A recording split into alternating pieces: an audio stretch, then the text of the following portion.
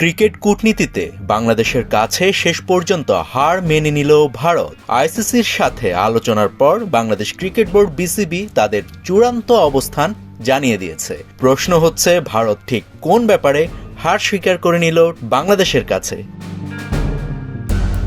BCB স্পষ্টভাবে আইসিসিকে জানিয়ে দিয়েছে, টি-20 বিশ্বকাপ খেলতে ভারত সফরে যাবে না বাংলাদেশ। বিকল্প ভেন্যু হিসেবে শ্রীলঙ্কাকে গ্রহণযোগ্য বলেও জানিয়েছে বিসিবি।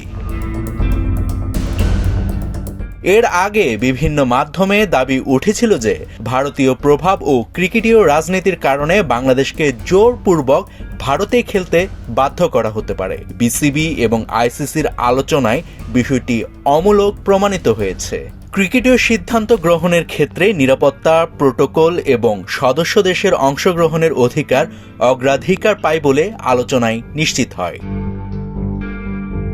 এদিকে আইসিসি নিয়োজিত স্বাধীন নিরাপত্তা দল গত ডিসেম্বরেই ভারতের ভেন্যুতে বাংলাদেশ দলের অংশগ্রহণকে মডারেট টু হাই রিস্ক হিসেবে মূল্যায়ন করে। একই চিঠিতে দর্শকদের ক্ষেত্রেও ঝুঁকির উল্লেখ ছিল। বাংলাদেশের জার্সিধারী দর্শকদের ভারতীয় স্টেডিয়াম এলাকায় চলাচল নিরাপত্তাগতভাবে স্পর্শকাতর বলে উল্লেখ করা হয়। আইসিসির অ্যাসেসমেন্টটি আলোচনার একটি গুরুত্বপূর্ণ ভিত্তি হিসেবে উঠে আসে।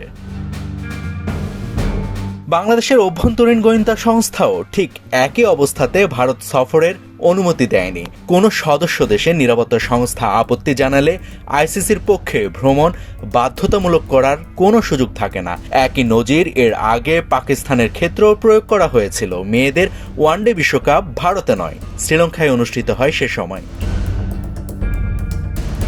শ্রীলঙ্কাকে বিসিবি সঙ্গত ও বাস্তবসম্মত বিকল্প ভেন্যু হিসেবে প্রস্তাব করেছে আইসিসির কাছে। আলোচনায় গ্রুপ সোয়াইপিং এর বিষয়টিও উঠে এসেছে। আইরিশ দলের সঙ্গে বাংলাদেশের র্যাঙ্কিং খুব কাছাকাছি হওয়ায় আইরিশ গ্রুপটি বাংলাদেশে স্থানান্তরের প্রস্তাব বিবেচনায় রয়েছে এখনো। এদিকে আলোচনার পর একটা ব্যাপার স্পষ্ট, ভারতের রাজনৈতিক বা ক্রিকেটীয় প্রভাবের কারণে কোনো দলকে বাদ দেওয়ার অভিযোগের কোনো ভিত্তি নেই। আইসিসি কোনো দেশকে অংশগ্রহণ থেকে বাদ দিতে পারবে না। এটা করতে গেলে পুরো টুর্নামেন্টের প্রোটোকল ভেঙে পড়ে এবং সমগ্র অংশগ্রহণ কাঠামো প্রশ্নবিদ্ধ হয়ে যায়। অন্যদিকে বিসিবি জানিয়েছে, বাংলাদেশ টি-20 বিশ্বকাপ খেলতে সম্পূর্ণ প্রস্তুত, তবে তা ভারতের মাটিতে নয়। বিসিবি আইসিসির সাথে বৈঠকের পর থেকে সূচি ও ভেন্যু সংশোধনের আনুষ্ঠানিক ঘোষণার অপেক্ষা করছে। টুর্নামেন্ট আয়োজন, নিরাপত্তা মূল্যায়ন এবং সদস্য দেশের নীতিগত অনুমোদনের সমন্বয়ে শেষ পর্যন্ত বাংলাদেশের ম্যাচগুলো শ্রীলঙ্কায় অনুষ্ঠিত হওয়ার সম্ভাবনায় প্রাধান্য পেয়েছে এই আলোচনায়। নাভিদ হাসান, সোনালী নিউজ।